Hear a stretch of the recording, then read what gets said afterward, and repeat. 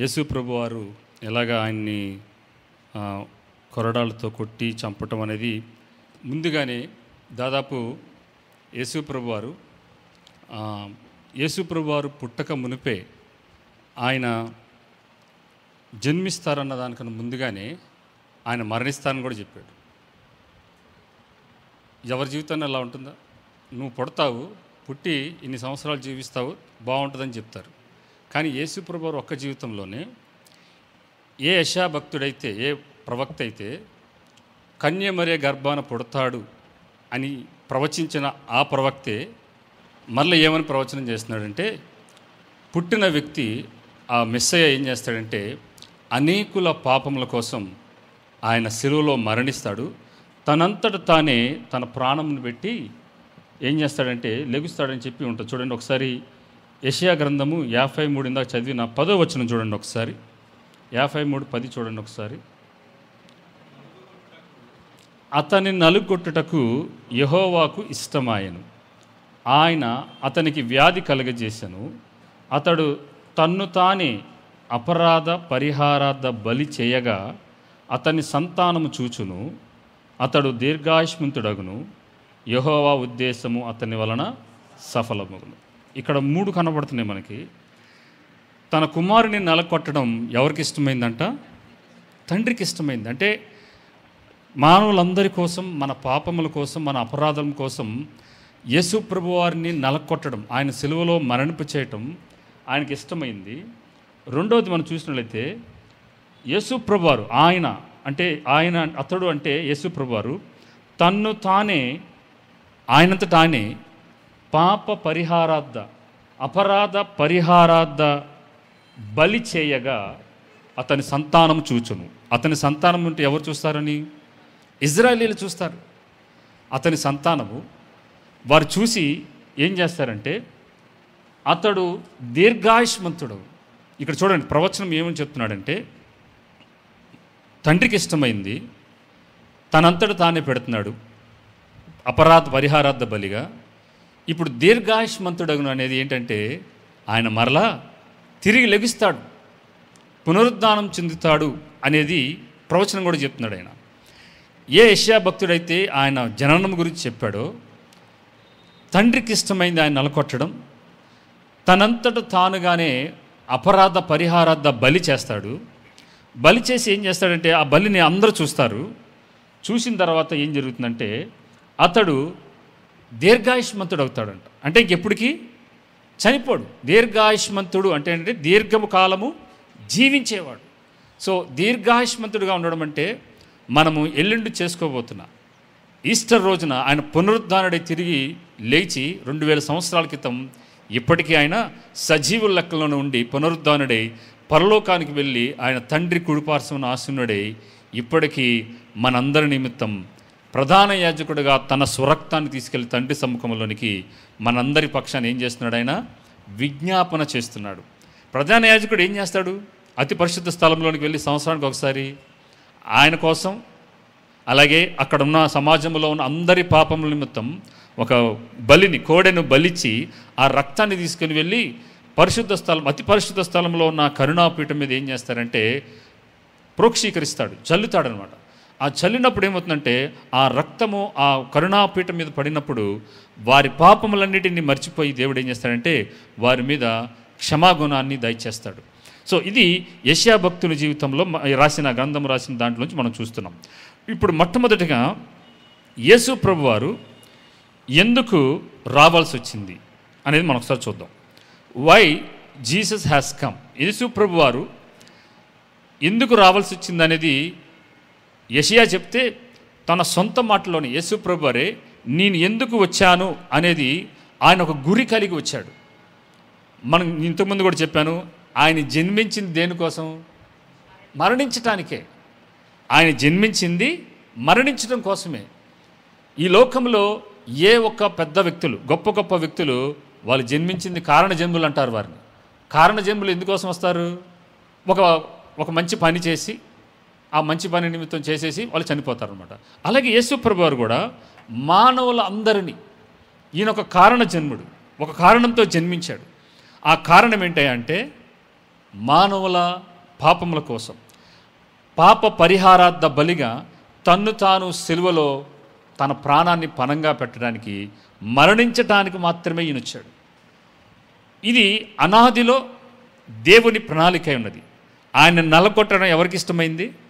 తండ్రికి ఇష్టమైంది. ఇప్పుడు తనంతట తానుగా ఏం చేస్తున్నాడంటే యేసుప్రభువారు తన ప్రాణాన్ని సిలువలో పెడుతున్నాడు. చూద్దాం మత్తయి సువార్త 20వ అధ్యాయం 28వ వచనం చూద్దాం ఒకసారి. ఈరోజు మనము కొద్దిగా ఎక్కువ వాక్య భాగాల్ని మనం చూడబోతున్నాం. నా ముందు టైము ఖచ్చితంగా 1 గంట ఉంది. మీరు కొద్దిగా నాతో ఏకీభవించి కొన్ని వచనాలను చదవటానికి మీరు కూడా నాకు సహాయం చేయవలసిందిగా మనం చేస్తున్నాను. అయితే మనిషి కుమారుడు పరిచారం చేయించుకున్నటకు రాలేదు కానీ పరిచారం చేయుటకు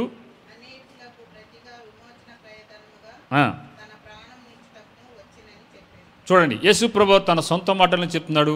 ఆయన పరిచారం చేయుటకు రాలేదు కానీ అనేకులకు ప్రతిగా విమోచన క్రయధనమును తన ప్రాణమును ఇచ్చుటకు వచ్చాను. క్లియర్. ఆయన ఎందుకు వచ్చాడో రావటం యొక్క ముఖ్య ఉద్దేశం ఆయన మనసులో ఖచ్చితంగా ఉంది. He's clear about his coming. ఆయన ఎందు నిమిత్తం వచ్చాడో అది ఆయన మనసులో మెదలాడుతూ ఉంది. ఆయన వెరీ క్లియర్గా ఉన్నాడు. He has a great vision, that is to die on the cross. ఆయనకున్న గొప్ప విజన్ ఏంటంటే సిలువలో మరణించటమే. ఆయన మరణించటం కోసమే ఈ లోకానికి వచ్చాడనే ఒక దృఢ నిశ్చయం కలిగి, అటువంటి మనస్సాక్షి కలిగి యేసు ప్రభువారు ఈ లోకానికి వచ్చారు. ఇది మొదటిది.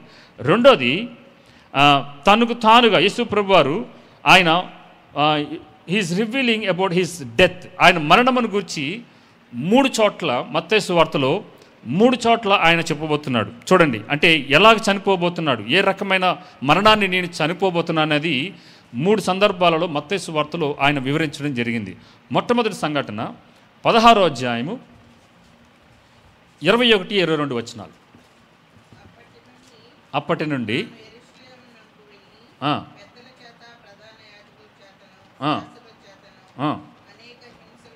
అనేక హింసలు పొంది చంపబడి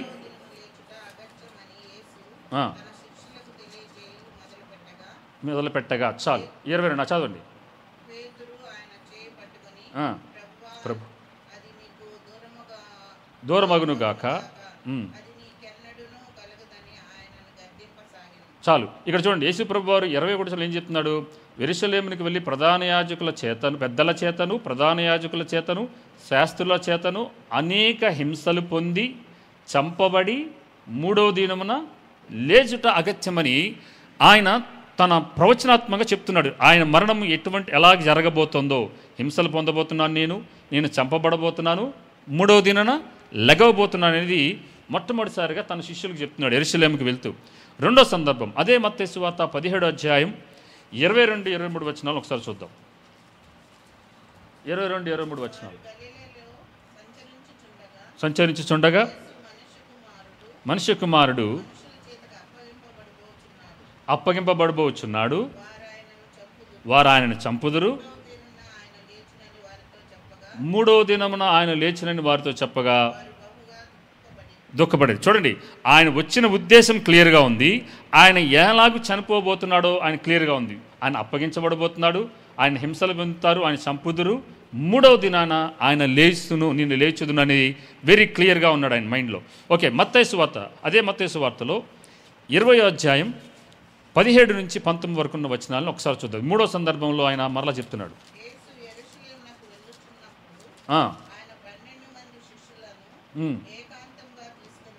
తీసుకొని పోయి ఇట్లా అన్నాడు, వెళుచున్నాను,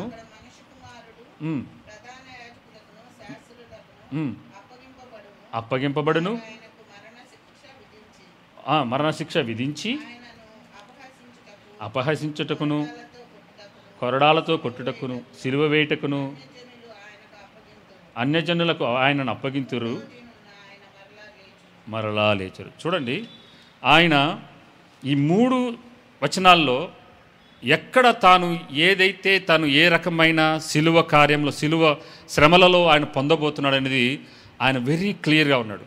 ఆయన దైవ కుమారుడై ఉండి తాను ఎట్టు మరణం పొందబోతున్నాడో, ఆయన ఎందుకు ఈ లోకానికి వచ్చాడనేది చాలా క్లియర్గా ఆయన మనస్సాక్షి కలిగి ఉంది. సో ఆయనకు ముందుగా తెలుసు. ఇందాక మనము యెషయా గ్రంథం చదివినప్పుడు నాకు గుర్తుకొచ్చింది ఏంటంటే, ఆయన వదకు తేబడిన గొర్రె పిల్ల వలె వధించబడనని యెషయా గ్రంథం రాశారు కదా. ఈ యెషయా గ్రంథాన్ని యేసుప్రభు వారు చదువుంటారు కదా చిన్నప్పుడు, ఖచ్చితంగా చదువుంటాడు. ఎందుకంటే తోరా ధర్మశాస్త్రం ఆయన మత్తయి సువార్తలో రాయబడింది. ఆయన గురించి ఒక యెషయా గ్రంథం చుట్ట ఇవ్వగానే ఆయన గురించి రాయాల్సిన ప్రవచనాన్ని ఆయన చదువుతాడు. సో ఆయన చిన్నప్పుడు ఖచ్చితంగా ఈ యెషయా గ్రంథాన్ని 53 అధ్యాయాన్ని ఖచ్చితంగా చదువుకుంటాడు. నాకు వచ్చిన తలంపు ఏంటంటే, వీరు పస్కా బలిని ఆచరిస్తూ ఉంటారు ఇశ్రాయేలీయులకి ప్రతి సంవత్సరం. ఆ పస్కా బలిని ఆచరించినప్పుడు ఆయన అనుకుని ఉంటాడు, ఒక దినాన ఈ పస్కా బలి నేనే అవ్వబోతున్నాను, ఈ పస్కా గొర్రె పిల్లని నేనే అవ్వబోతున్నాను. అంత మాత్రమే కాదు, ఆయన తండ్రి ఏ వృత్తి చేసేవాడు? వడ్రంగి వృత్తి చేసేవాడు. వడ్రంగి వృత్తి చేసే వాళ్ళకి ప్రతిరోజు చెక్కలతో ఖచ్చితంగా పని ఉంటుంది. సో వాళ్ళ నాన్నకి ఈయన హెల్ప్ చేసినప్పుడు, ఇది నా ఆలోచన అండి, నా భావన మాత్రమే, వాళ్ళ నాన్నకి ఈయన సహాయం చేసినప్పుడు ఈ చెక్కల మీదే కదా రేపు నన్ను సిలువ వేయబోతున్నారనేది ఈ 2 తలంపులతో ఆయన తన 30 సంవత్సరాల వయసు వచ్చేంత వరకు, సిలువ మరణం ఎక్కేంత వరకు ఆయన అదే తలంపుతో ఖచ్చితంగా ఉండి ఉంటాడనేది నా యొక్క భావన, నాకు ఆలోచన. సో ఎవరికైనా సరే నేను రేపు చనిపోతున్నానని చెప్పినప్పుడు ఏం చేస్తారు? వాళ్ళు తమకున్న ఆస్తులన్నిటినీ ఎవరి పేరు మీద రాసేయాలన్నీ రాసేస్తారు. ఎక్కడెక్కడ ఏమున్నాయి, ఏ బ్యాంకులు ఏమని అన్నీ చెప్పేసేసి నేను వెళ్ళిపోతున్నానని చెప్పి వెళ్ళిపోతారు. కానీ మన యేసు ప్రభు వారు మనము ఆయన ఉండే స్థలంలో మనము ఉండాలని, మనము తండ్రికి దూరం అయిపోయి దేవునికి దూరస్తులుగా జీవిస్తున్నప్పుడు మనల్ని ఆయనకి దగ్గరగా తీసుకురావాలని ఆయన పరలోకాన్ని విడిచిపెట్టి భూలోకానికి వచ్చాడు. ఇది మనుషులుగా మనకి అసాధ్యం. కానీ దైవ కుమారుడు, దేవుని కుమారుడు భూలోకానికి వచ్చి మనుషునిగా జన్మించి మన పాపములు తీసివేయడానికి ఆయన మాత్రమే చేస్తేనే మనము తండ్రి సన్నిధికి మనం వెళ్ళగలుగుతాం. మనం నీతి క్రియల ద్వారా మనం ఎప్పుడు మన దేవుని సన్నిధికి వెళ్ళలేం. మన నీతి క్రియలు దేవుని దృష్టిలో మురికి గుడ్డలవని దేవుని వాక్యం తెలియజేస్తుంది. ఇప్పుడు ఈ పస్కా బలిని ఆచరించబోతున్నానని చెప్పి ఈయన మరలా ఒకసారి మత్తయి సువార్త 26వ అధ్యాయం 2వ వచనం చూద్దాం ఒకసారి. అక్కడి నుంచి మనం పస్కా అంటే ఏంటో దాంట్లోకి వెళ్ళి తర్వాత మనం తర్వాత వచనాలకు మనం వెళ్ళబోతున్నాం. మత్తయి సువార్త 26 2వ వచనం చూడండి ఒకసారి.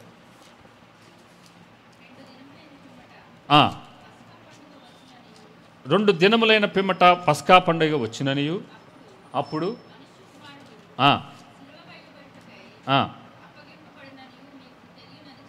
చాలు.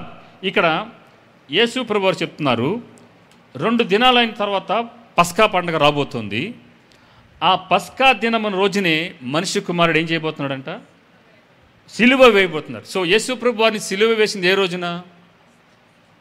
పస్కా పండుగ రోజునే. తెలుసా మీకు? యేసు ప్రభువు వారిని సిలువ వేసింది పస్కా పండుగ రోజున.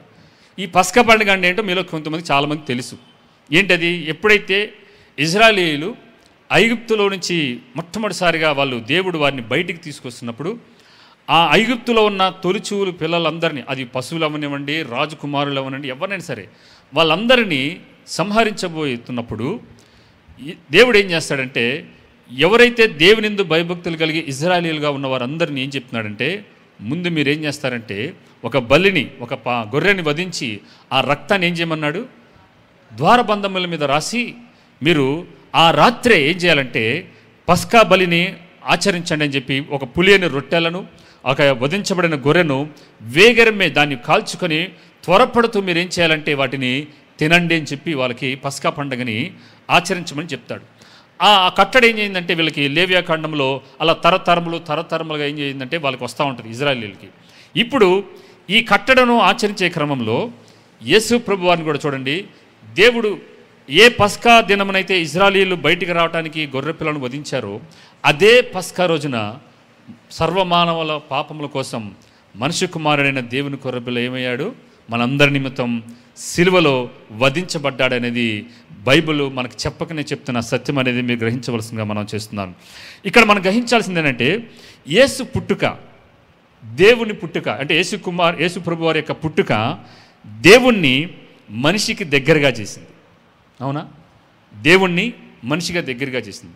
అలాగే యేసు శిలువ మరణం ఏం చేసిందంటే మనిషిని దేవునికి దగ్గరగా చేసింది. మొదటిది, ఆయన పుట్టుకతో దేవుడు మన దగ్గరకు వస్తే శిలువ మరణం ద్వారా ఈ మనుషులు ఏమవుతున్నారంట? దేవునికి దగ్గరగా వెళ్తున్నారు. ఈ రెండు మన జీవితంలో చాలా ప్రాముఖ్యమైనది. మన హృదయంలో యేసు జన్మించాడని ఎప్పుడైతే మనం విశ్వసిస్తామో, ఆయన నా పాపముల కోసం మరణించాడని మన హృదయంలో ఎప్పుడైతే విశ్వసించి నమ్ముతామో, ఆయన మన హృదయంలో జన్మించి మనల్ని దేవునికి దగ్గరగా తీసుకువెళ్ళే గొప్ప దేవుణ్ణి మనం కలిగి ఉన్నాం ప్రియులారా. కాబట్టి ఒక పాల్ వాషర్ అనే ఒక దైవజనుడు ఏమన్నాడంటే, క్రీస్తు శిలువపై మనకు చేసిన దానికంటే గొప్ప సందేశం లేదు, అలాగే మరి గొప్ప ఆలోచన మరి వేరే ఏదీ లేదంట. మనము క్రైస్తవులంగా కేవలం గుడ్ ఫ్రైడే రోజున మాత్రమే శిలువ ధ్యానాలు చేసుకోవటం, 40 దినాలు ధ్యానాలు చేసుకోవడం మంచిదే. కానీ ఒక క్రైస్తవుడిగా యేసు ప్రభువు వారు ఏమన్నారంటే, ఆ రొట్టెను ద్రాక్షారసాన్ని వాళ్ళకి శిష్యులకు అందించేటప్పుడు, దీనిని చేయనప్పుడల్లా నన్ను జ్ఞాపకం చేసుకోమన్నాడు. దాన్ని తింటున్న ప్రతిసారి ఈ రొట్టె ద్రాక్షారసములు ఆయన శరీరానికి ఆయన రక్తానికి సాదృశ్యంగా ఉన్న వాటిని మనం స్వీకరిస్తున్న ప్రతిసారి నా పాపముల కోసమే, నా దోషముల నిమిత్తమే, నా అపరాధముల నిమిత్తమే నేను ఉండవలసిన స్థానంలో ఆయన సిలువెక్కి నా కోసం మరణించాడని ఆయనను జ్ఞాపకం చేసుకోవాలి. 40 దినాలు లెంట్ డేస్లో ఆయనను సిలువ ధ్యానాలు చేయటం మంచిది. క్రీస్తు గుడ్ ఫ్రైడే రోజున మనము వాక్య ధ్యానం, సిలువ ధ్యానం చేయటం మంచిది. కానీ మన బ్రతుకు దినములన్నిట మన ఎదుట ఏముండాలంటే, Lord stamp eternity over my eyeballs అని జోనథన్ ఎడ్వర్డ్స్ చెప్పినట్టుగా మన మనోనేత్రముల మీద, మన మనస్సు మీద ఆయన గూర్చిన సిలువ ధ్యానం, సిలువ మరణము ఎల్లవేళలో మన మనసులో ఉంటే ఏమవుతుందో తెలుసా?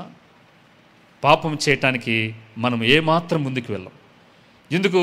నా పాపముల కోసం చనిపోయాడని మనం ఎప్పుడైతే గ్రహిస్తామో, మనం పాపం చేయకుండా ఉండటానికి మనం తాలుకుంటాం ప్రియులరా. సో మనము ముందుకు వెళ్దాం. ఇప్పుడు యేసు ప్రభు వారు మూడోది, Jesus says about his crucifixion, తన శిలువ మరణం గురించి చెప్తున్నాడు. ఇప్పుడు చూడండి, what type of death he's going to die, ఎటువంటి మరణాన్ని ఆయన మరణించబోతున్నాడో చెప్తున్నాడు. మామూలుగా అయితే ఇజ్రాయేలీల కాంటెక్స్ట్లో ఒకడు తప్పు చేస్తే, పాపం చేస్తే ఎలా చంపుతారు? పాత నిబంధన చదివిన ఎవరికైనా గుర్తుండే చెప్పారు, రాళ్ళు కొట్టి చంపుతారు కదా. మరి యేసు ప్రభు వారు రాళ్ళు కొట్టి చంపితే అది పాప పరిహారార్థ బలిగా అలా ఉండదు. అది రక్తం చిందించబడడానికి ఆస్కారం ఉండదు. శిలువ మరణం పొందడం మాత్రమే రక్తం అనేది. అలాగే ఇంకో ప్రవచనం ఉంటుంది, ఆయన ఎముకలలో ఒకటైనను విరగ కొట్టబడకూడదు అనేది ఒక ప్రవచనం ఉంది. ఈ ప్రవచనాలన్నీ నెరవేర్పు జరగాలంటే చూడండి, దేవుడు ఎంత చక్కగా ఒక ఆర్కెస్ట్రేట్ చేసి, ఒక దానిని వ్యూహాత్మకంగా దాన్ని రచించి, ఏ దినాలలో ఏ రాజ్యము పరిపాలన చేస్తున్న రాజులలో యేసు ప్రభు వారు పుడితే, ఆ రాజ్యములో వేయబడుతున్న శిలువ మరణాలు వాళ్ళు అమలు చేస్తున్న దానిలో యేసు ప్రభు వారు తీసుకొచ్చి కరెక్ట్గా అక్కడ పుట్టడానికి జన్మించేలా చేసి, మీకు తెలుసో తెలీదో, ఈ రోమీలు వాళ్ళు మరణశిక్షణ కానీ నేరస్తులు కానీ వేసే శిక్షలు ఎలా ఉంటాయని మీకు ఒకసారి యూట్యూబ్లోకి వెళ్ళి చూడండి. శిలువ మరణం ఒకటి. ఇక వేరే మరణాలు ఎలా, వాళ్ళకి మరణశిక్ష ఎలా వేస్తారంటే, ఒక ముళ్ళ చక్రం ఉంటుంది, పెద్ద చక్రం. ఆ చక్రానికి ముళ్ళు గుచ్చుతారు, బాగా ముళ్ళు గుచ్చి కింద బాడీని, ఒక వ్యక్తిని సజీవంగా ఉన్న వ్యక్తిని పనుకోబెట్టి ఈ ముళ్ళ చక్రాన్ని తిప్పుతారు. ఇప్పుడు ఏమైంది? బాడీ లేచిపోతూ ఉంటుంది, ఆ మేకులు గుచ్చుకొని ఫ్లెష్ అంతా బయటకు వస్తూ ఉంటుంది. అలాగే ఒక చెట్టుకి ఈ కాలు, ఇంకో చెట్టుకి ఈ కాలు కట్టి, తాళ్ళు కట్టి, ఈ 2 చెట్ల తాళ్ళని ఏం చేస్తారంటే ఒకేసారి కట్ చేస్తారు. అప్పుడు ఈ కాలు అటు వెళ్ళిపోయింది, ఈ కాలు ఇటు వెళ్ళిపోయింది. అలా అంత ఘోరమైన మరణశిక్షలను వాళ్ళు విధించేవాళ్ళు. అందుట్లో ఈ శిలువ మరణం కూడా ఒకటి. సో తండ్రి అయిన దేవుడు తాను ఏదైతే తన ప్రవక్తల ద్వారా ప్రవచించాడో ఆ ప్రవచనాన్ని నెరవేర్పు దిశగా రోమా సామ్రాజ్యంలోనే జన్మించటానికి యేసు ప్రభు వారిని తీసుకొచ్చి, అప్పుడు జన్మిస్తేనే మనం చూడబోతున్నాం యేసు ప్రభు వారు శిలువ మరణాన్ని ఎందుకు పొందాడనేది. 12వ అధ్యాయం యోహాను సువార్త 32-33 వచనం ఒకసారి చూద్దాం. యోహాను సువార్త 12వ అధ్యాయం 32-33 వచనాలు. 32-33. నేను భూమి మీద నుండి పైకి ఎత్తబడిన ఎడల అలాగే ఉండెనో సూచించుచు చూసారా? He's very clear about how he's going to die. ఎలాగ చనిపోబోతుంది, నేను చనిపోబోతున్నాడని చెప్పాడు, అనేకుల చేత అప్పగించబడబోతున్నాడని చెప్పాడు. ఇప్పుడు ఆయన ఎటువంటి మరణం పొందబోతున్నాడు అనేది కూడా యేసు ప్రభు వారికి ముందుగానే తెలుసు. అందుకని మీకు చెప్పాను కదా, తన తండ్రి కార్పెంటర్గా ఉండి చేస్తున్న ఆ చెక్కలను చూస్తున్నప్పుడు ఆయనకి గుర్తొచ్చి ఉంటుంది, నేను ఒక 30 సంవత్సరాల తర్వాత, ఒక 28 సంవత్సరాల తర్వాత ఈ రెండు, ఒక అడ్డకర్ర ఒక నిలువు కర్రతో నా కోసం చేయబడి ఆ సిలువలో నేను మరణించబోతున్నాను అనేది ఆయనకి ఖచ్చితమైన మనస్సాక్షి కలిగి ఈ వచనాన్ని చెప్తున్నాడు. పైకి ఎత్తబడటం అంటే మరణం ఏంటి?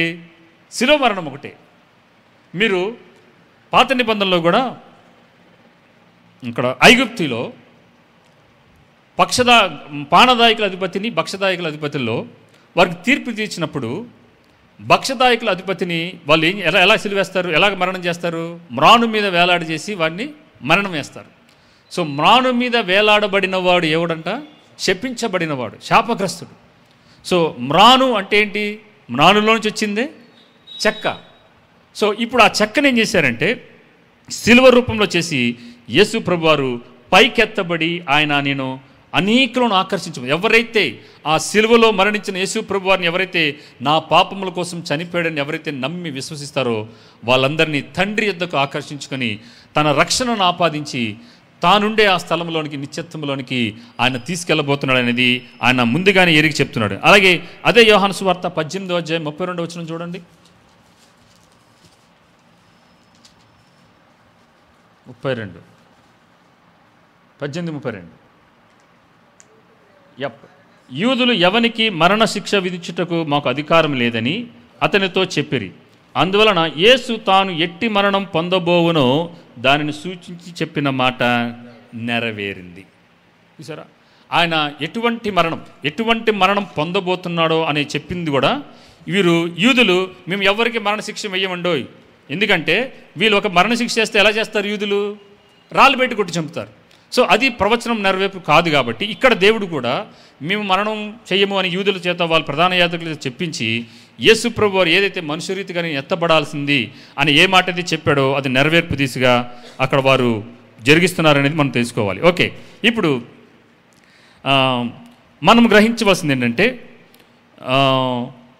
రెండోది, the most reason why Jesus died on the cross. ఎందుకంటే మొట్టమొదటిది రోమీయులకు రాసిన పత్రిక 5వ అధ్యాయం 8వ వచనం చూద్దాం ఒకసారి. రోమీయులకు రాసిన పత్రిక 5వ అధ్యాయం 8వ వచనం. అయితే దేవుడు మన ఎడల వెల్లడిపరుచున్నాడు. ఎట్లనగా క్రీస్తు మన కొరకు చనిపోయాను కాబట్టి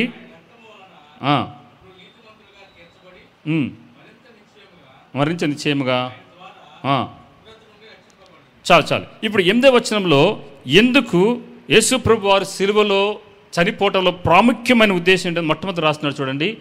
దేవుడు మన ఎడల తన ప్రేమను వెల్లడిపరచను అనేది మొట్టమొదటి కారణం. సో యేసుని సిలువలో మరణింప చేయటంలో ఉన్న ముఖ్య ఉద్దేశం ఎందుకంటే మనల్ని అందరినీ ప్రేమించాడు. అందుకనే కదా యోహాను సువార్త 3వ అధ్యాయం 16వ వచనం మనం ఏం చదువుతాం? దేవుడు లోకమును ఎంతో ప్రేమించను కాగా తన అద్వితీయ కుమారునిగా పుట్టిన వాని యందు విశ్వాసం ఉంచు ప్రతివాడును నశింపక నిత్య జీవము అనుగ్రహించుటలో ఆయన మనకి అనుగ్రహించను అనేది రాయబడింది. సో మొట్టమొదటిగా దేవుడు ఎందుకు యేసు ప్రభు వారిని సిలువలో మరణింప చేశాడంటే మనల్ని ప్రేమించాడు. రెండోది ఎందుకంటే మనం ఇంకనూ పాపులమై ఉండగానే ఆయన మన కోసం చనిపోయాడు. క్రీస్తు మన కొరకు చనిపోయాను. మనం ఇంకనూ పాపులమై ఉండగానే క్రీస్తు మన కొరకు చనిపోయాను. మొట్టమొదటి కారణం మనల్ని ప్రేమించాడు. రెండవది మనం ఇంకా పాపులముగా ఉండటం వల్లనే ఆయన సిలువలో మరణించాడు. మూడవ కారణం ఏంటంటే ఎఫెసీయులకు రాసిన పత్రిక 5వ అధ్యాయం 25వ వచనంలో అక్కడ రాయబడి ఉంటుంది, క్రీస్తు తన సంఘమును ప్రేమించెను అని ఉంటుంది. మీరు తర్వాత చదువుకోండి.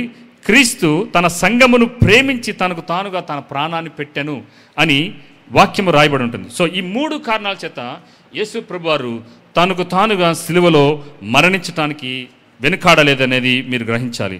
సో ఎల్లప్పుడూ పాపం ఏం చేస్తుందంటే మన దగ్గర నుంచి ఏం కోరుకుంటుందో తెలుసా? పాపం ఎల్లప్పుడూ మన దగ్గర నుంచి మరణాన్ని కోరుకుంటుంది. అలాగే లవ్ డిమాండ్స్ సాక్రిఫైస్. పాపము మరణాన్ని కోరుకుంటే ప్రేమ త్యాగాన్ని కోరుకుంటుంది.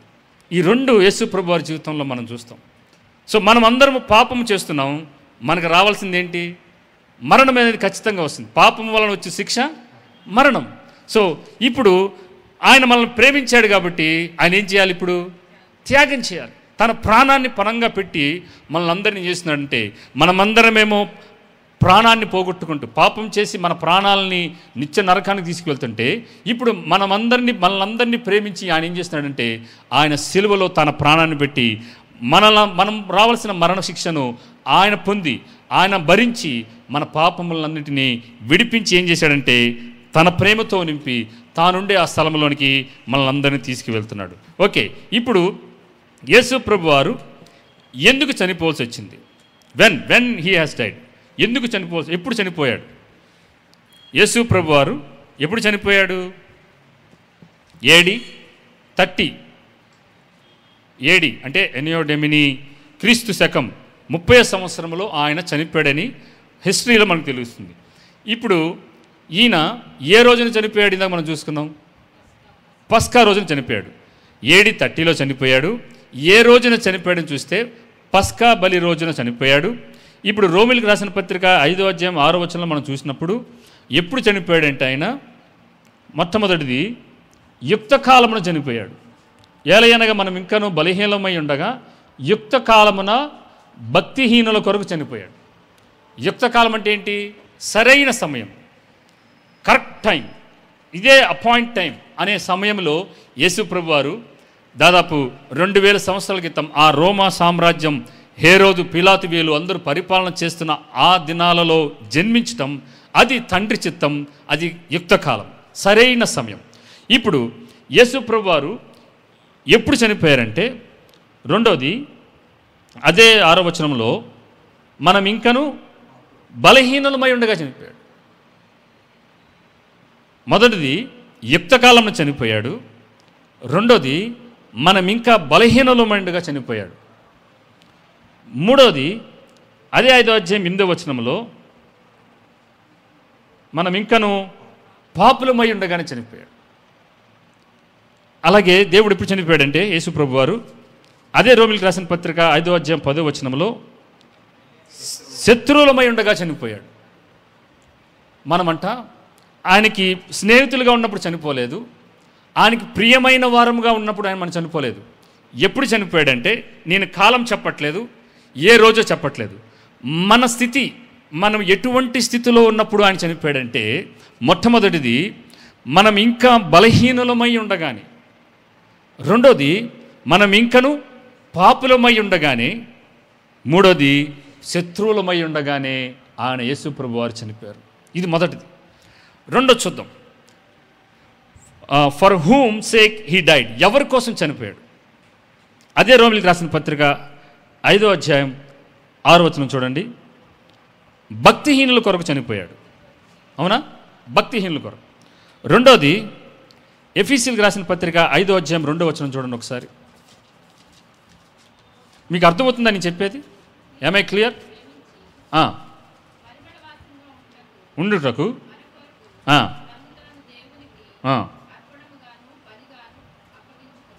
ఇక్కడ ఎవరి కొరకని రాసింది? అక్కడ మన కొరకు అని ఉంది. మన కొరకు అని ఉంది, ముందే లేదా? మన కొరకులో అందరూ వస్తారా? కొందరు వస్తారా? సర్వమానవులు అందరూ వస్తారు. సో మొట్టమొదటిది భక్తిహీనుల కొరకు వస్తే చనిపోతే, రెండోది మనందరి కొరకు, మన కొరకు. మూడోది చూద్దాం ఎవరి కొరకు చనిపోయాడు. మొదటి యోహాను సువార్త, మొదటి యోహాను పత్రిక 3వ అధ్యాయం 16 వచనం. మొదటి యోహాను పత్రిక 3:10.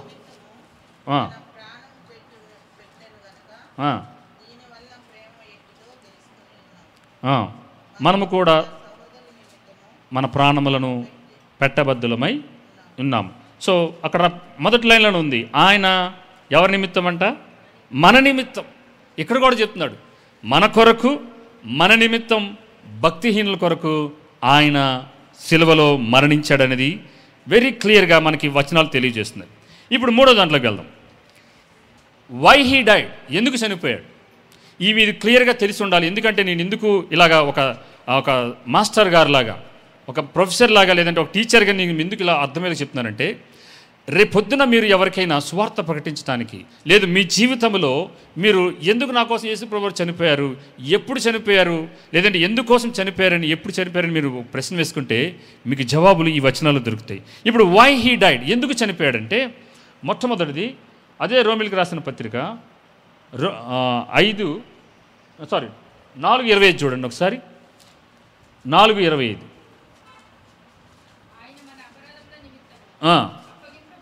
చాలండి. మొట్టమొదటిది వై హీ డైడ్ మీన్స్ ఎందుకు చనిపోయాడంటే మన అపరాధముల నిమిత్తం చనిపోయాడు. అప్పగింపబడటం అంటే చంపబడటం మొదటిది. రెండోది ఆయన ఎందుకు చనిపోయాడంటే వస్తాను 4 1:4 చూడండి ఒకసారి.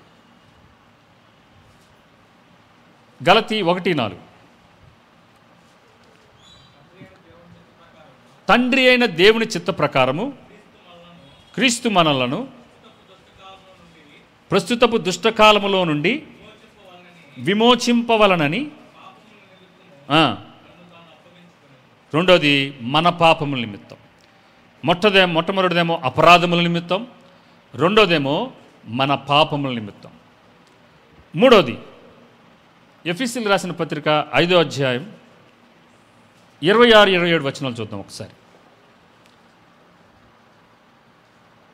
ఎఫెసీయులకు రాసిన పత్రిక 5వ అధ్యాయం.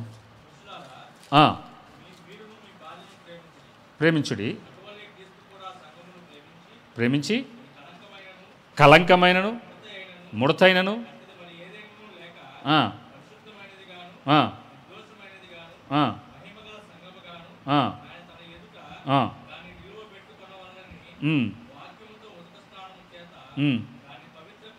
పవిత్రపరిచి పరిశుద్ధపరచుటకై దాని కొరకు తను తాను అప్పగించుకున్నాడు. ఇక్కడ 2 విషయాలు మనకు చెప్తున్నాడు. మొట్టమొదటిది ఏంటంటే, మూడోది ఏంటంటే, కలంకమైనను ముడతైనను అట్టిది మరి ఏదైనా లేకుండా ఉండాలని చెప్పి ఏం చేశాడంటే యేసుప్రభువు వారు తను తాను అప్పగించుకున్నాడు. ఇది మూడోది.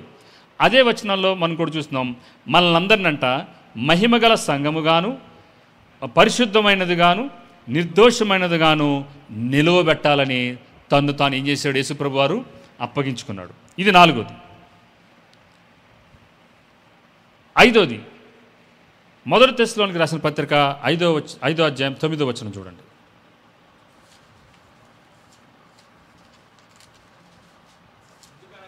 ఎందుకనగా పొందుటకే యేసుక్రీస్తు ద్వారా మనం రక్షణ పొందటానికి మాత్రమే మనల్ని దేవుడు అనుగ్రహించాడు, కానీ ఉగ్రత పొందటానికి కాదు. సో ఐదోది, మనమందరము రక్షణ పొందటానికి యేసుప్రభువు వారు సిలువలో మరణించాల్సి వచ్చింది.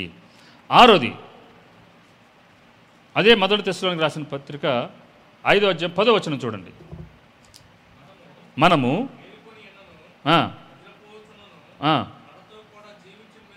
తనతో కూడా జీవించే నిమిత్తము, చూసారా, మన కోసం ఎందుకు మృతి చెందాడంటే తనతో కూడా జీవించే నిమిత్తం.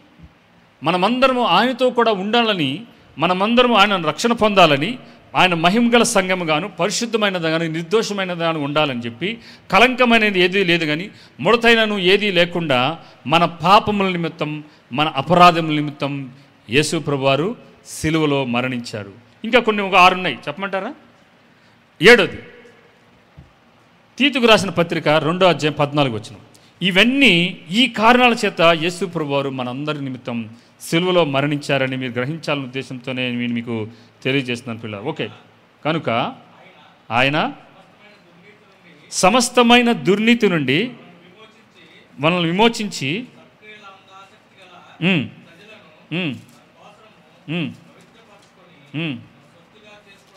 తన సొత్తుగా చేసుకొనుటకు తనకు తానే మన కొరకు అర్పగించుకున్నాను. 7ది సమస్త దుర్నీతి నుండి మనల్ని విమోచించులాగున, సమస్త దుర్నీతి నుంచి మనల్ని అందరినీ విమోచించాలని చెప్పి యేసుప్రభువు వారు సిలువలో మరణించారని చెప్పి మనం చూస్తున్నాం. అదే వచనంలో ఇప్పుడు చదివినట్టుగా 8ది సత్క్రియలందు ఆసక్తి గల ప్రజలను తన కోసం పవిత్రపరిచి తన సొత్తుగా చేసుకోవడానికి యేసు ప్రభువారు సిలువలో మరణించారని మనం చూస్తున్నాం. 9వది చూద్దాం. 1 యోహాను పత్రిక 4వ అధ్యాయం 10వ వచనం. 1 యోహాను పత్రిక 4వ అధ్యాయం 10వ వచనం. దేవుని తానే మనల్ని ప్రేమించి మన పాపములకు ప్రాయశ్చిత్తమై ఉండుటకు తన కుమారుని పంపెను. చాలు. ఇక్కడ యేసు ప్రభువారు ఎందుకు పంపాడంటే మన పాపములకు ప్రాయశ్చిత్తమై ఉండుటకు, అంటే మన పాప పరిహారార్థ బలిగా ఉండుటానికి యేసు ప్రభువారు సిలువలో మరణించారని ఇక్కడ రాస్తున్నాడు. అలాగే 10వ చూద్దాం. 1 యోహాను పత్రిక, అదే యోహాను పత్రికలో 3:8 చూడండి, 2వ భాగం.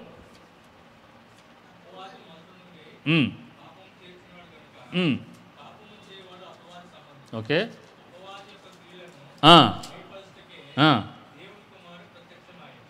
అపవాది క్రియలను లయపరచడానికే దేవుని కుమారుడు ప్రత్యక్షమాయనని చెప్పి మనం చూస్తున్నాం. సో ఈ క్రియలు, ఈ 10 క్రియలు చేయటానికి యేసు ప్రభువారు సిలువలో మరణించారనేది దేవుని వాక్యం చాలా స్పష్టంగా తేటతెల్లగా మనకు తెలియజేస్తుంది.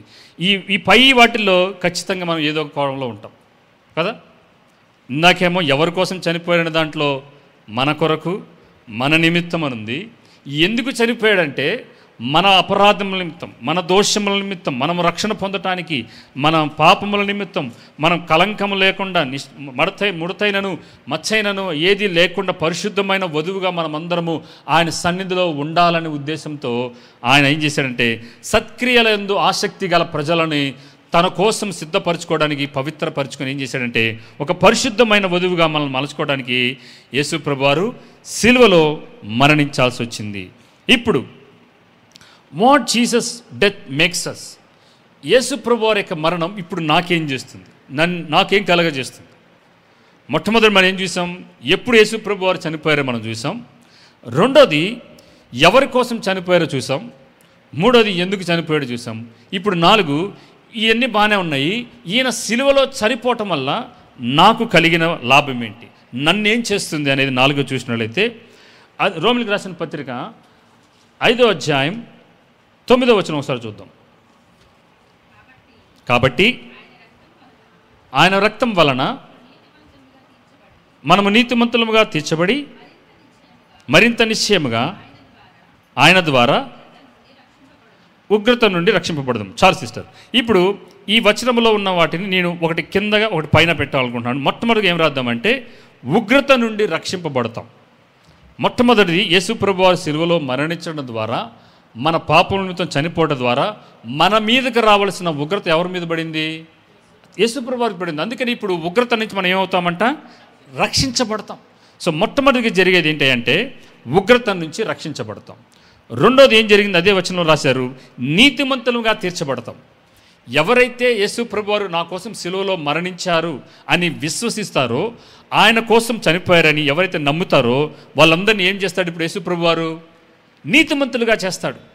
మన నీతి క్రియలు కాదు, మనము కేవలం రోమిలికి రాసిన పత్రికలో మనం చూస్తున్నాం, మనము నోటితో ఒప్పుకొని హృదయమునందు విశ్వసించినట్లయితే ఆయన కృప వలన మనమందరం ఏమవుతామంట? రక్షించబడతాం, నీతిమంతులుగా తీర్చబడతాం. దేవుడు మానవులకి రక్షణని ఎంత సులభంగా చేశాడంటే మనం ఇంక ఏ బలి చేయాల్సిన పని లేదు. హెబ్రీయులకు రాసిన పత్రికలో ఉంటుంది, ఆయన ఒక్కమారే అనేకుల నిమిత్తం తనకు తానుగా తన ప్రాణాన్ని సిలువలో పెట్టాడు. ఇప్పుడు ఆయన చేసిన బలియాగం ద్వారా ఏమవుతున్నామంటే మనందరి మీద రావాల్సిన ఉగ్రతనందరూ తప్పించబడుతున్నాం.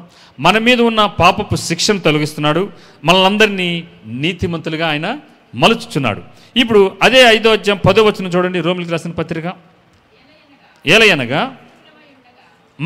మనము శత్రువులమై ఉండగా ఆయన కుమారుణ్ణి మరణము ద్వారా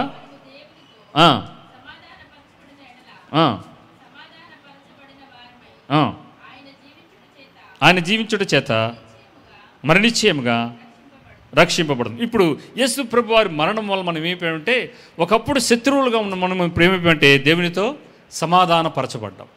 మనమందరం సమాధానపరచబడ్డాం. ఇప్పుడు దేవునికి మన మీద ఏమి లేదు, ఇంకా ఉగ్రత లేదు, ఇంకా దేవునికి కోపం అనేది లేదు, దేవుని మనం శిక్షించాలని లేదు. ఎందుకు? ఈ శిక్షనంతటిని, ఈ ఉగ్రతనంతటిని ఎవరి మీద వేశారు? తన ప్రియ కుమారుడైన యేసు ప్రభువారి మీద వేశాడు. ఇప్పుడు ఎవరైతే ఇప్పుడు మన మానవులుగా మనమందరం చేయాల్సింది ఏంటి అంటే, నామకార్థ క్రైస్తవులు లేదంటే హిందువులు కానీ ఎవరైనా సరే, ఇప్పుడు దేవుని సన్నిధిలోకి రావాలంటే, ఆ పరిశుద్ధుడైన దేవుని సన్నిధికి వెళ్ళాలంటే దేవుడు ఒక నియమాన్ని పెట్టాడు. ఇది దైవ నియమము. ఏంటా దైవ నియమం ఏంటంటే, నేను పెట్టిన ఆ సిలువలో మరణింప చేసిన ఆ నా ప్రియ కుమారుడైన యేసు ప్రభు వారిని ఎందరైతే ఆయన వైపు తేరి చూసి, నువ్వు నా పాపముల కోసం చనిపోయావు, నేను అపరాధిని, నీ దోషములు చేశాను, కానీ నా మీద పడాల్సిన శిక్షను, నా మీద రావాల్సిన ఉగ్రతను మీరు భరించారు, నేను పాపిని, నన్ను క్షమించమని ఆయనని అంగీకరించినట్లయితే, ఎప్పుడైతే మన నోటితో ఒప్పుకున్నట్లయితే, నువ్వే నా ప్రభువు అని ఎప్పుడైతే ఒప్పుకుంటామో, దేవుడు ఏం చెప్పాడంటే, నువ్వు నీతిమంతుడివి, నువ్వు ఏ మడతైనను కలంకమైన లేని వ్యక్తిగా ఏం చేస్తున్నాడంటే, మన అపరాధంలాంటిని ఏం చేస్తాడైనా తుడిచివేస్తాడు. ఇక జ్ఞాపకం తెచ్చుకోవడంట ఆయనకి మన తండ్రి అయిన దేవునికి ఒక విషయంలో మతిమరుపు అనేది ఉంది. తెలుసా మీకు? ఆయనకి ఒక్క విషయంలో దేవునికి మతిమరుపు ఉంది. మనం చేసిన పాపములంట మనం ఒప్పుకొని ఎడల ఆయన నమ్మదగిన వాడు, నీతిమంతుడు, సమస్త దుర్నీతి నుంచి మనల్ని దూరపరిచి పవిత్రపరచగలిగిన గొప్ప మనసున్న దేవుణ్ణి మనం కలిగి ఉన్నాం. దేవుడు చూడండి, మనం ఏమి చేయట్లా, ఆయనే మనం సృజించుకున్నాడు, తన పోలికలో సృజించుకున్నాడు. మనందరికీ కావాల్సినవన్నిటిని ఈ భూమి మీద పెట్టి తర్వాత మానవుని తయారు చేసుకుని, మానవుడు దేవునికి దూరం అయిపోతుంటే దేవుడు నేను నీకు దగ్గరగా వస్తానని చెప్పి తన పరలోకాన్ని విడిచిపెట్టి దేవుడు ఏం చేశాడంటే ఈ భూలోకానికి వచ్చి ఈ మురికంతటిని తనకు అంటించుకొని తాను పాపముగా మార్చబడి సిలువలో పవిత్రపరచబడటానికి, మనలందరినీ పాపులుగా ఉన్న మనలందరినీ ఆయన పరిశుద్ధపరచబడటానికి ఆయన 2000 సంవత్సరాల క్రితం చిందించిన ఆ రక్తము, హేబేలు రక్తము కన్నా యేసుప్రభు రక్తం ఏం చేస్తుందంట, మనందరి కోసం మరి శ్రేష్టంగా అది మనందరి కోసం మొరపెడుతుందంట. ఎందుకోసం తెలుసా? నేను నీకోసం రక్తం చిందించాను, నువ్వు నువ్వు చిందించలేని, నువ్వు వెలకట్టలేని, నువ్వు చెల్లించలేని రక్తాన్ని, అతి పరిశుద్ధమైన రక్తాన్ని నేను నీకోసం చెల్లించాను. మరి దానిని అంగీకరిస్తావా, దాన్ని తృణీకరిస్తావని ఒక ప్రశ్న మన ఎదుట మెదులుతుంది. ప్రియులారా, ప్లీజ్, మానవులుగా మనము ఎన్ని కలిగి ఉన్న భూలోకంలో అవన్నీ ఈ లోకంతోనే ఆగిపోతాయి. కానీ ఒకటి మాత్రం శ్రేష్టమైనది, ఒకటి మాత్రం శాశ్వతమైనది, ఒకటి మాత్రం నిత్యం నిలిచేది ఏంటో తెలుసా? నీవు దేవునితో ఉండే సంబంధం. మానవుల్లో నుంచి వేరు చేయలేనిది ఒకటి ఉంది. అదేంటంటే మన ఆస్తులు కాదు, మన ధననిధులు కాదు, దేవునితో మనకున్న ఆ సంబంధం.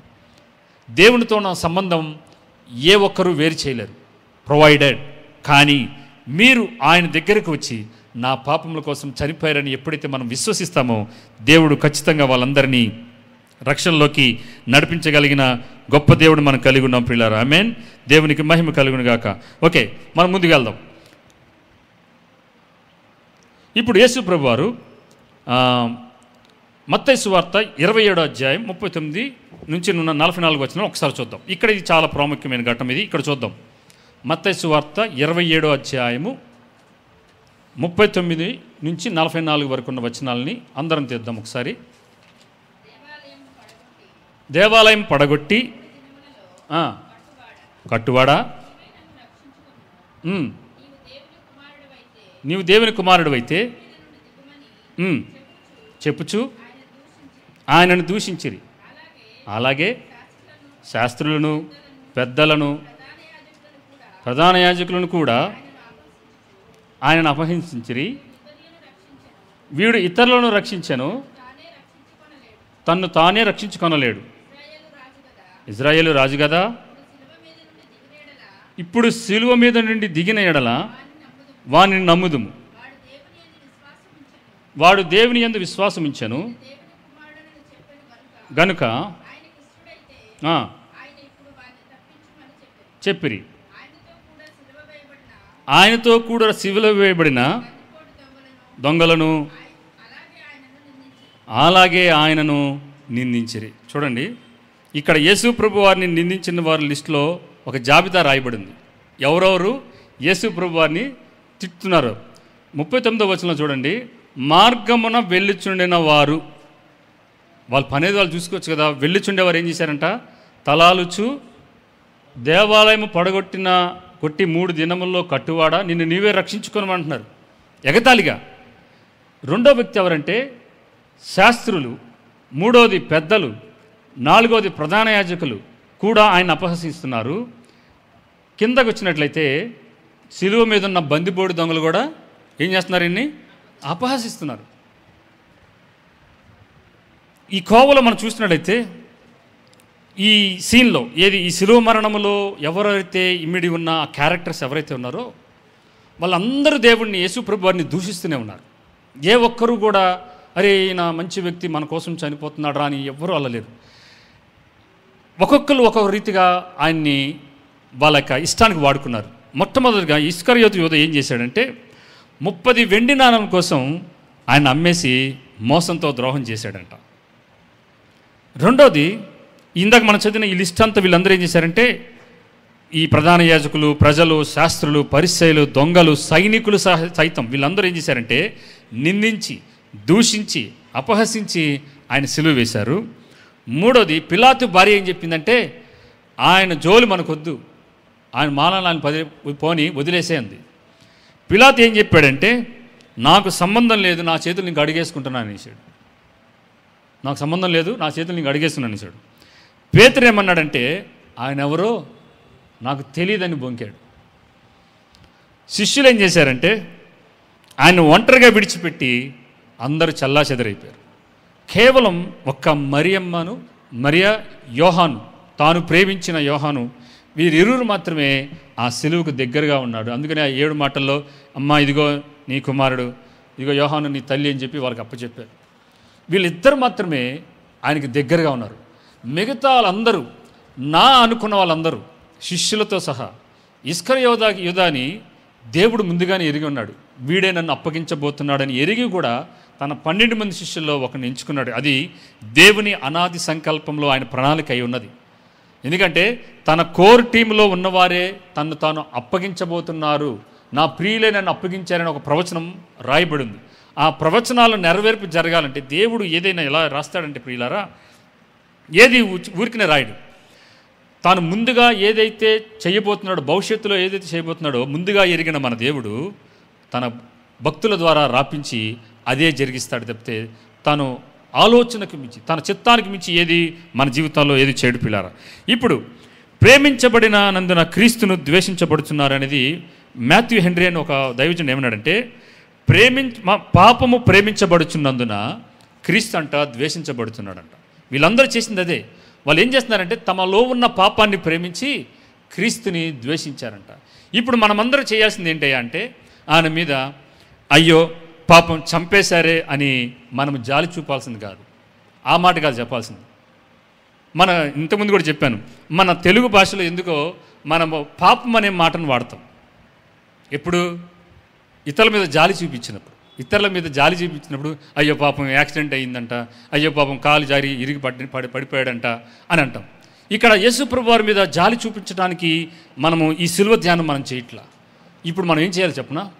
అయ్యో నా పాపముల కోసం ఆయన చనిపోయాడు, నా మారు మనసు నిమిత్తమై, నా రక్షణార్థమై ఆయన సిలువలో మరించాడని చెప్పి మనము పశ్చాత్తాపడుతూ, ఆయన అన్నాడు శిష్యులతో సిలువ మార్గంలో వెళ్తూ, అమ్మ నా కోసం ఏడవద్దు కానీ ఎవరి కోసం ఏడమన్నాడు?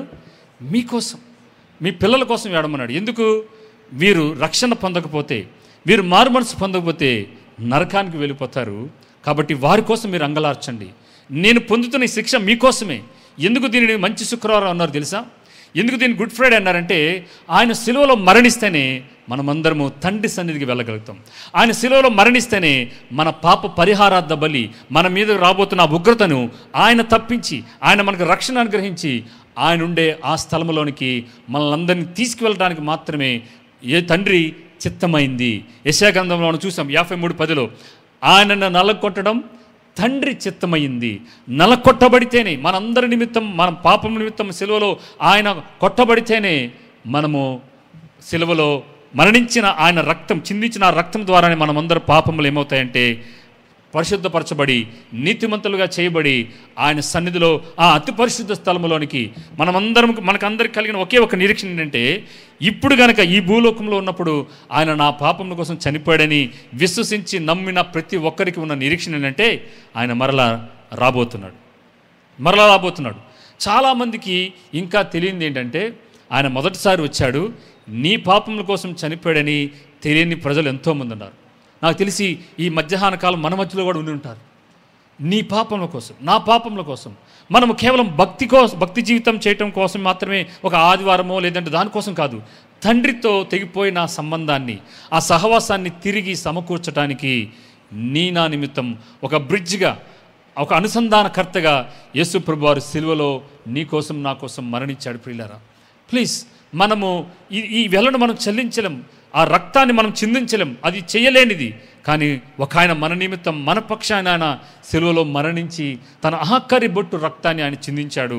మరి దీనిని అంగీకరిస్తామా, దీనిని తృణీకరిస్తామనేది మన అందరి చేతుల్లోనే ఉంది, నా చేతుల్లో ఉంది. ప్లీజ్ మనం ఎవ్వరము జ్ఞానము కలిగిన వారు దేవుణ్ణి ఏ ఒక్కరు తృణీకరించేవారుగా ఉండరని మనం చేస్తున్నాను. చివరిగా ఒక స్టేట్మెంట్ చెప్పి నా వాక్య భాగాన్ని ముగింపులో తీసుకెళ్తాను. A.W. పింక్ అనే ఒక దైవజనుడు ఈ స్టేట్మెంట్ చెప్పాడు. ఏంటంటే, the first time Christ come to slay sin in men. మొట్టమొదటిగా యేసు ప్రభువారు ఎందుకు వచ్చారంటే మానవులిలో ఉన్న పాపాన్ని నశింప చేయడానికి వచ్చాడు. But the second time he will come to slay men in sin. మొట్టమొదటిసారిగా ఆయన ఎందుకు వచ్చాడంటే మనుషులలో ఉన్న పాపాన్ని నశింప చేయడానికి వచ్చాడు. కానీ రెండోసారి ఆయన ఎందుకు రాబోతున్నాడంటే పాపములో ఉన్న మనుషుల్ని వధించడానికి రాబోతున్నాడు.